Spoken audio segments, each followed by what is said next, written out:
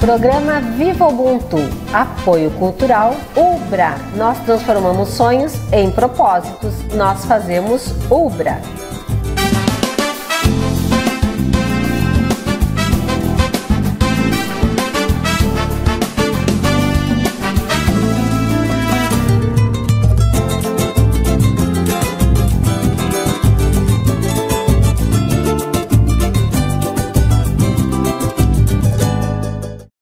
Programa Viva Ubuntu, um programa lindo da TV Santa Maria que a gente faz para você com muito carinho, com muito amor, com muita dedicação, cuidando para que você conheça a nossa comunidade negra. Afinal de contas, o que fazem, no que trabalham, como colaboram para que Santa Maria seja Santa Maria de todos e todas nós. Como a gente contribui para que Santa Maria seja realmente uma cidade de oportunidades para todas as pessoas. Então a gente traz aqui para você sempre um expoente da nossa comunidade, para que você conheça a trajetória, porque você saiba um pouco mais desse grupo de pessoas incríveis de Santa Maria. E hoje eu trouxe uma pessoa incrível também, lindíssima, que é a Zânia. Muito obrigada, Zânia, muito obrigada por ter vindo, estar aqui conosco, compartilhar um pouquinho da tua trajetória. Só que assim, para mim, quando eu te vejo, eu não consigo dissociar da tua mãe. E aí a primeira coisa que eu ia te perguntar, como é que é ser filha da Vera Valmerati? E por que eu te pergunto isso? Porque nem Santa Maria, logo que eu cheguei aqui, logo que a gente começou a trabalhar e eu fui encontrando os meus pares, todo mundo me falava da Vera. Tu tem que conversar com a Vera, porque a Vera é assim, ó, quem começou o movimento negro, quem estava assim, ó, puxando toda a luta, a história, tudo, era a Vera. Então eu sempre tive aquela, eu não conhecia a Vera, mas eu sabia da existência da Vera, do trabalho que a Vera tinha feito e que ela tinha ali, Maria Rita, enfim, ela estava lá, ela foi uma das primeiras que puxou e que trouxe para dentro das escolas, para a comunidade de Santa Maria, esse olhar para a população negra. Então, isso tem coisas muito positivas, mas às vezes tem uma certa expectativa na filha da Vera. Vai seguir o trabalho, não vai seguir o trabalho? Se impactou, não se impactou? Então, como é que é ser filha da Vera? Bom, boa tarde então, né? Eu tô dizendo boa tarde porque nós estamos numa tarde. Então, boa tarde, Débora. Boa tarde, né? Toda a comunidade de Santa Maria, toda a comunidade negra de Santa Maria. Assim, é um pouco de comparação, assim, né? Não vou dizer, né? Porque assim, a minha mãe é uma pessoa muito especial, assim, né? Nós temos personalidades diferentes, né? Eu sou praticamente o oposto dela. Ela é mais comunicativa e eu já fico mais nos bastidores, assim, sou um pouquinho mais retraída, assim. Mas a questão, assim, é mais a comparação mesmo. Eu acho que as pessoas não me conhecem muito, né? Por causa que, como a gente estava conversando antes de começar o programa, eu tenho uma agenda muito agitada, né? Muito agitada, né? A questão de trabalhar, de fazer pós-graduação, né? A questão, assim, dos meus estudos, assim, né? Então, como é que eu vou dizer assim? Eu me sinto muito orgulhosa de ser filha de quem eu sou, né? E tem uma outra pessoa por trás, que é a Teresa Valmerati, né? A saudosa Teresa. A saudosa Teresa Valmerati. Então, elas que ajudaram a puxar, não digo que elas fizeram tudo, né? Mas elas ajudaram a puxar essa questão da questão do ser negro, do movimento negro, aqui em Santa Maria, em virtude da pastoral do negro, né? Que teve os 100 anos da abolição, assim, que daí começou um trabalho mais forte, né? Mas assim, a questão de ser filha, me sinto um pouco ofuscada. Não vou dizer que não, né? Não vou dizer que não, mas me sinto um pouco ofuscada, assim, que eu não tenho tanto conhecimento de causa como a minha mãe tem, né? Sei as histórias, tudo, né? Toda essa temática, todos esses desafios que a gente enfrenta, né? Como negros, né? Como comunidade negra, mas eu não tenho tanto conhecimento de causa.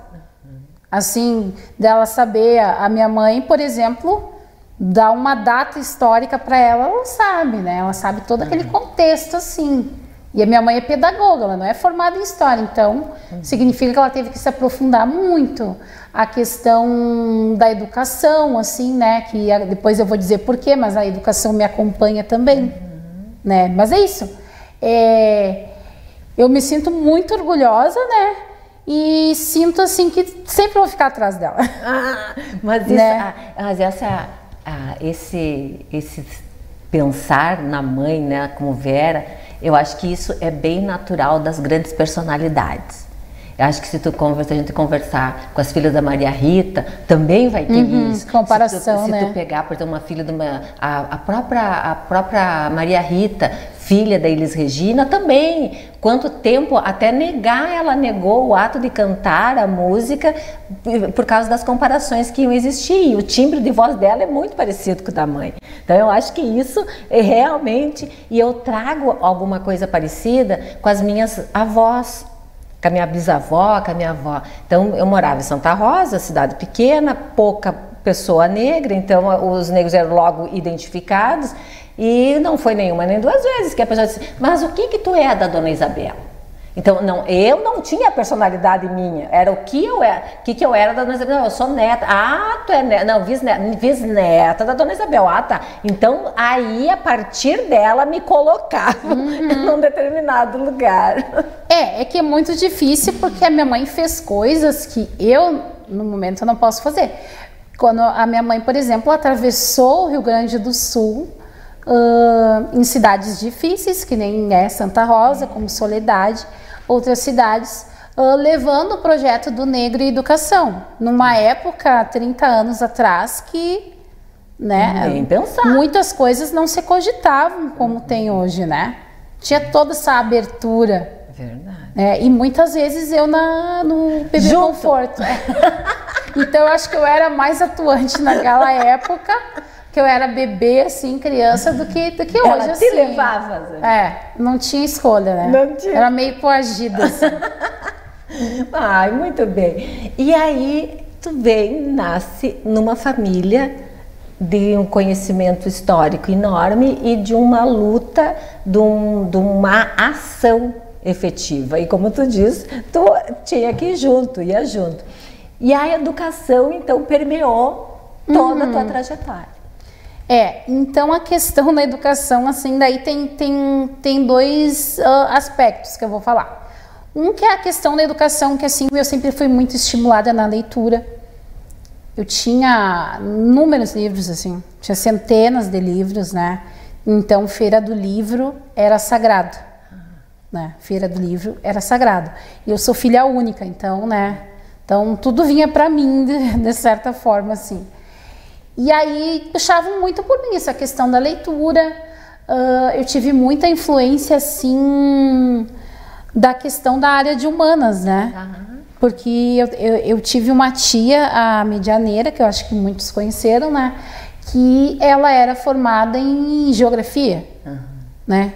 Geografia, e aí dentro da geografia ela era geóloga, então ela estudava as rochas. Então, essa parte de estudos sociais eu adorava, que era essa mistura de história com geografia, eu adorava. Eu adorava, assim, pontos cardeais, tudo assim que se refere na minha vida. A primeira noção que eu tive de poderes foi no terceiro ano ali, poder executivo, legislativo e judiciário.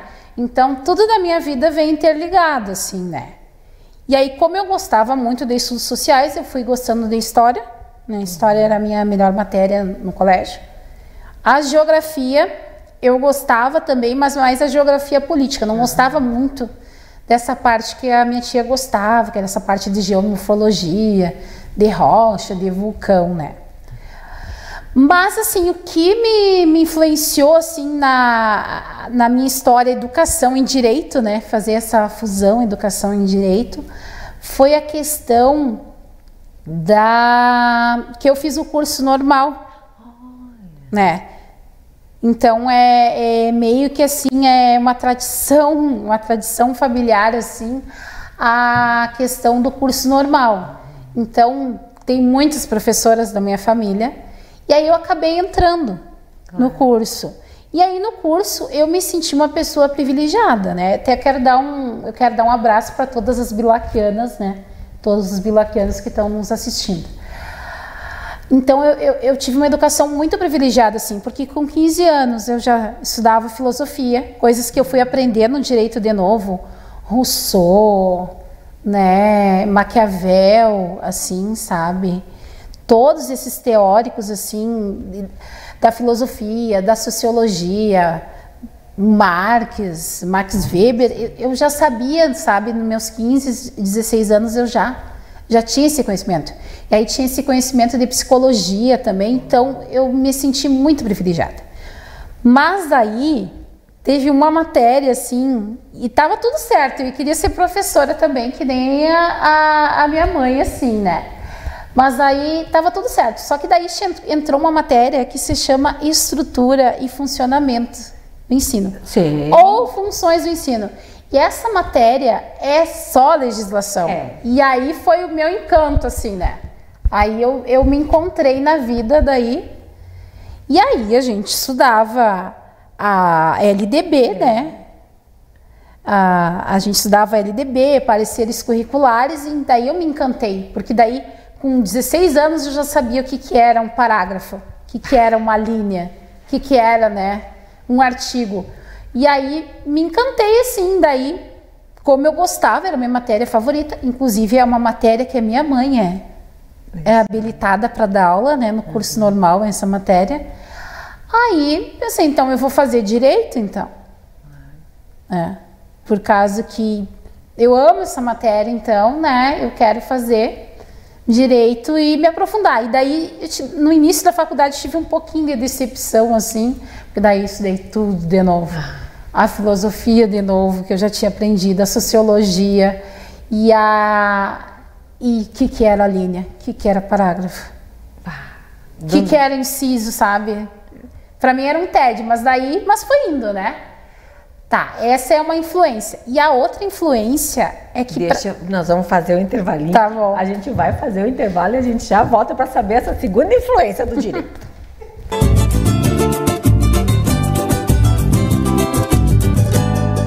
Nós acreditamos na vida e queremos que você acredite também. Estamos há mais de 18 anos presentes no Rio Grande do Sul, em 15 cidades. Desde 2005, atuamos de forma constante no apoio e acolhimento de pessoas em tratamento de câncer e seus familiares.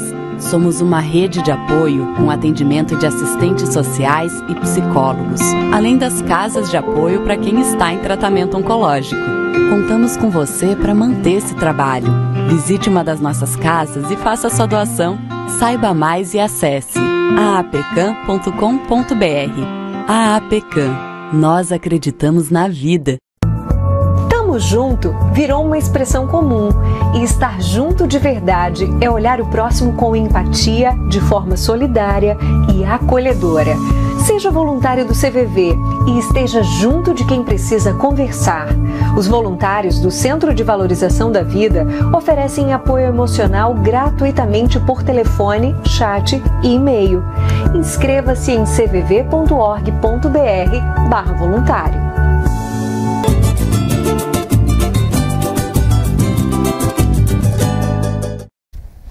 Hoje nos maravilhando com as histórias da Zane.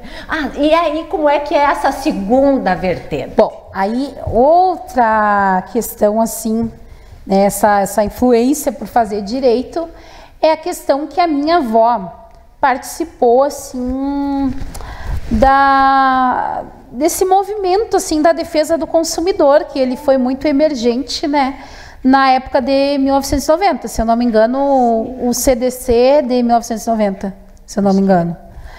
Então, o que aconteceu? Aqui em Santa Maria, para quem não sabe, quem começou toda essa ação de defesa do consumidor foi um grupo de donas de casa que a minha avó, Teresa Valmerati, participava. Então, para mim, isso sempre foi uma influência muito grande, a minha avó. Porque eu ganhava a Constituição, né? Quando eu era pequena, acho que com 10, 12 anos, ganhei a Constituição, esses livrinhos que ela ganhava, em função que elas tinham que conhecer, né? Claro. Ter esse conhecimento jurídico para orientar as pessoas, porque o PROCON, ele não era, assim, institucionalizado como é hoje, né? Então, eu ganhava, como ela recebia, depois ela passava para mim. Então, ela passava para mim a Constituição, o CDC, até o Estatuto da Criança e do Adolescente, né? Que é tudo dessa época, mais ou menos, né? É verdade. Então, tive uma influência muito grande dela, assim, de brigar pelas coisas que eram certas, né? E a questão dos nossos direitos de não deixar passar.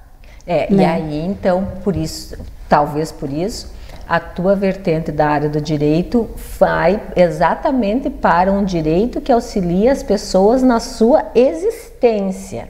Porque tu fizeste os 5 anos do curso de Direito, fez especialização, mas a tua área de atuação que tu acabou se especializando é na área do previdenciário e do direito de trabalho. Uhum.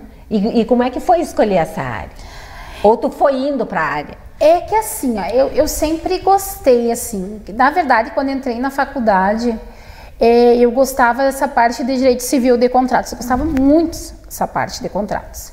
E a gente não pode dizer que no direito do trabalho não tem, né, contrato de trabalho é um tipo de contrato, né? Então, e como a gente sabe que no processo do trabalho, né, o que é omisso, o processo civil, ele vem em cima, então é como se fosse tudo interligado, mas é essa parte assim do ramo do direito público, que o direito previdenciário ele não deixa de ser, né? Um direito público.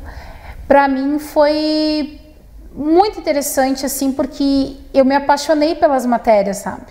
Mais pelo trabalhista, não tanto pelo previdenciário. Eles não são matérias iguais, mas eles se complementam, sabe? Mas o trabalhista eu sempre gostei muito, assim, na faculdade. Né, essa questão de saber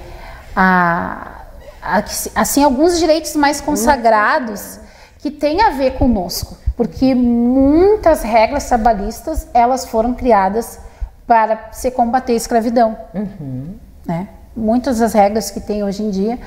Então eu acabei, como tem toda essa carga, né? Essa carga da minha família em cima de mim, então acabou me chamando a atenção, né? E o direito do trabalho, ele é bonito. Eu acho assim que é uma das áreas do direito que todo direito ele vai atingir as pessoas de alguma forma, mas o direito de trabalho ele está naquilo que é a essência. Tu falaste antes dos pensadores. Eu estou ministrando, olha o meu privilégio desse semestre, eu estou ministrando Ciência Política e Teoria Geral do Estado, e a gente está exatamente nessa parte, né, dos pensadores. E aí a gente vai encontrar lá algumas justificativas para a existência do direito do trabalho. E o direito do trabalho, ele é para salvaguardar a relação trabalhista e dentro dela a parte que é menos favorecida, que é o empregador, o empregado. Então, estar ali e auxiliar essa pessoa é fundamental e tem que querer estar nesse como tu tá falando, né, Débora? A gente parece que tem uma atração por essa parte, assim, das pessoas hipossuficientes, né? Porque o consumidor, a gente também é hipossuficiente, né? Exato. Consumidora, eu trabalhei, né? Trabalhei bastante também. E é essa parte, assim, a questão da opressão que a gente tem que combater, né? Porque o direito ele é um campo muito árduo, assim, sabe? Né? Ele é um campo muito árduo. E essa parte, assim, de uma pessoa que ela é menos favorecida de conseguir almejar, assim, o direito dela, de tu garantir, né? Porque, assim, ó, a gente tem, eu sempre digo pra mãe, a gente tem um dom, assim, que é essa capacidade postulatória que eu e tu, nós podemos chegar no juiz, né? E são poucas pessoas que conseguem chegar no juiz. Nem o juiz consegue chegar no outro juiz para garantir o direito dele. Então, eu acho isso aí um dom, sabe? Uma dádiva, assim. E poder mudar o futuro de uma pessoa, sabe? Uma pessoa que ela estava precisando, ela estava necessitada, assim, não tem preço, sabe? Mas que tu orçar o teu trabalho não tem preço, assim. né? De saber que tu fez a diferença na vida de outras pessoas, né? Como eu já tive esse retorno, não tem preço, assim. Não, imagina dentro do próprio previdenciário, desde uma aposentadoria, seja um benefício, seja loas, enfim, não importa, mas a nomenclatura que a gente for dar tecnicamente, mas é garantir para que aquela pessoa tenha condições de comer, ter uma dignidade, né? Sabe? A dignidade da pessoa humana que vem na Constituição. E que o Estado deveria defender, que todos nós deveríamos defender, né?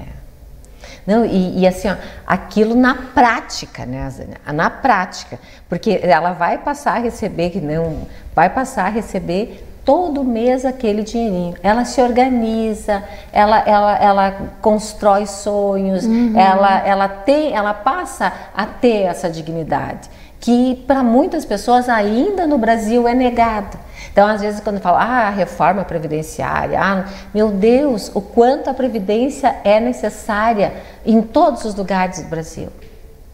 Né? A necessidade da gente estar lá, das pessoas conseguirem acessar o benefício, se aposentar, conseguir ter a sua manutenção da sua família. Então, a gente ser portador, né? Sim. A gente ser portador dessa possibilidade. Então, isso que eu acho assim, maravilhoso ter trabalho. E é de doação. Eu acho que assim, tudo bem, ele é remunerado, mas tem um ganho sociológico muito grande nele. Verdade, por causa que aquela pessoa já está fragilizada, não que em outras áreas do direito, né, quando o cliente te procura, não esteja, mas é uma fragilidade maior que a gente vê, né? Né, a pessoa ela tá acuada, a pessoa tá, né, não tem certeza do futuro, não tem certeza de nada ali, né? E a gente tenta fazer o melhor trabalho possível. A pessoa entrando naqueles requisitos, né? Aí a gente consegue fazer um bom trabalho e consegue, assim, conseguir um benefício para ela, né? Se não consegue um benefício administrativamente, né? Busca judicialmente, assim. Mas é isso, assim, né? Essa questão da atenção, assim, eu sempre tentei me tornar muito acessível, assim, com as pessoas, sabe? Né? Da questão de dar atenção, questão de escutas. Isso, da acolhida, assim, né? Exatamente. Que o direito, ele parece ser muito duro, assim, né? Não, e de certa forma mas essa postura que tu tens da acolhida e do atendimento faz a diferença para aquela pessoa. E não é só a questão técnica, né? Porque o direito é muito técnico, mas assim, perguntar como é que a pessoa tá, por exemplo, num caso assim de um BCP LOAS, por exemplo. Um BCP LOAS, tem a pessoa idosa, tem a pessoa com deficiência.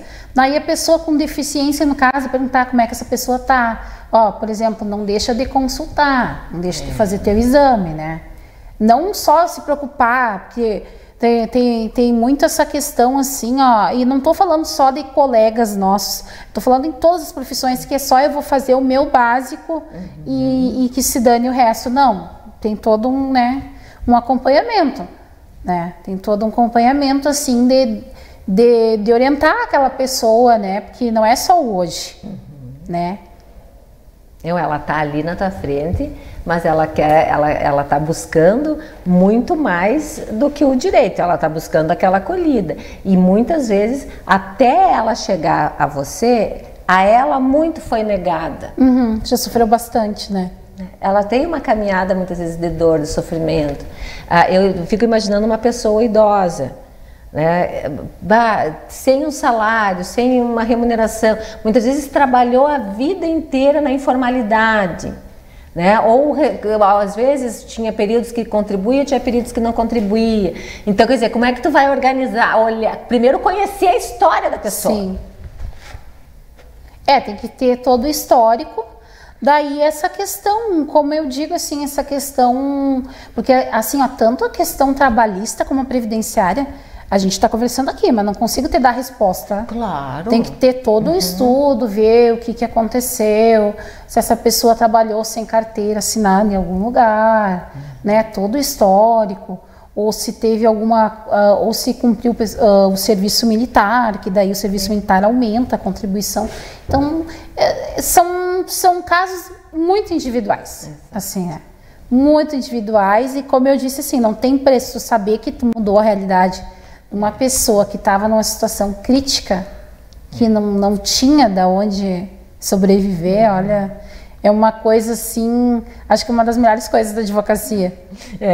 Eu também acho. Tu mudar a vida do outro, tu contribuir para a transformação, eu acho que aí dá sentido para dá dignidade para a pessoa, tu até vê o semblante da pessoa, assim, né? O semblante da pessoa muda, né? Exato. É trabalhar com aquilo que é de mais valor para a pessoa. Aquilo que vai possibilitar ela a tal da dignidade, que vai possibilitar ela. E a gente ser portador disso é realmente um privilégio. E aí a gente sendo portador da todos aqueles princípios que a Constituição tem, de erradicar a pobreza, né? A dignidade da pessoa humana, a cidadania. Então, nós advogados que levamos, né? Levamos, exatamente. E projeto, se tu pensar assim, projeto de vida da Zane, que projeto tu tem para tua vida? Projeto de vida, sim, eu quero, como é que eu vou dizer? Eu quero ser ou uma procuradora do Estado, né? Não quer dizer do Rio Grande do Sul. Sim. Ou ser uma advogada geral da União, que eu gosto de advocacia pública também. Né? Eu fiz estágio na Procuradoria da Prefeitura, então daí isso é outra nuance do direito, né? Eu gosto, assim, das coisas multifacetadas, assim. Né? Eu não gosto de uma coisa muito num tempo só. Então, eu pretendo, sim, né, dar orgulho para minha família, né? Para o sobrenome Valmerati, que ele é um sobrenome bem famoso, né, no nosso meio, né? Mas é isso, assim, eu pretendo ter uma carreira, né? Ter uma carreira jurídica.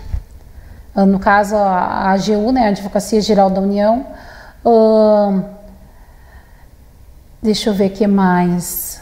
Pretendo ter a minha família, eu acho, um dia, né? Quem sabe, por que não? E pretendo viajar bastante, assim. Gosta de viajar.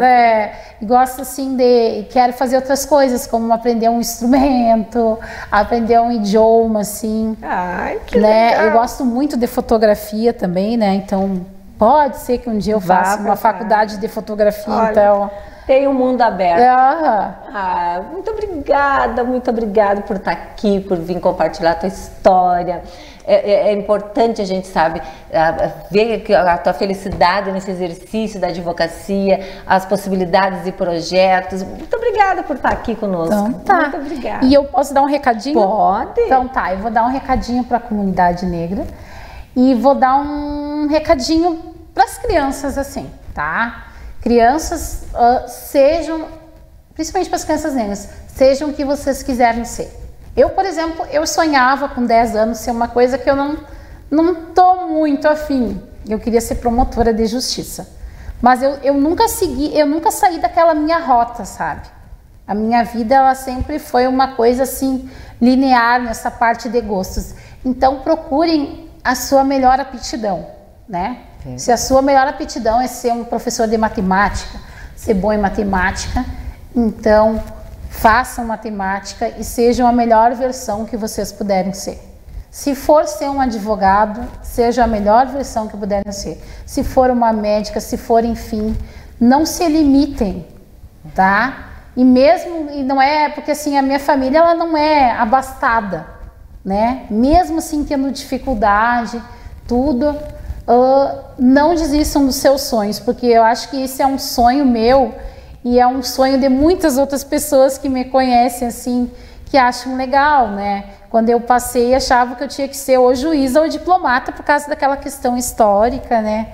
Que nós tivemos, que o Brasil, ele vendia uma outra face que ele não tinha, né? Mas eu não gosto dessa matéria de ser diplomata, então não serei. Mas não desistam dos seus sonhos. É isso que eu tenho, assim, somente para os mais jovens, para quem está, né, acadêmica do direito, né?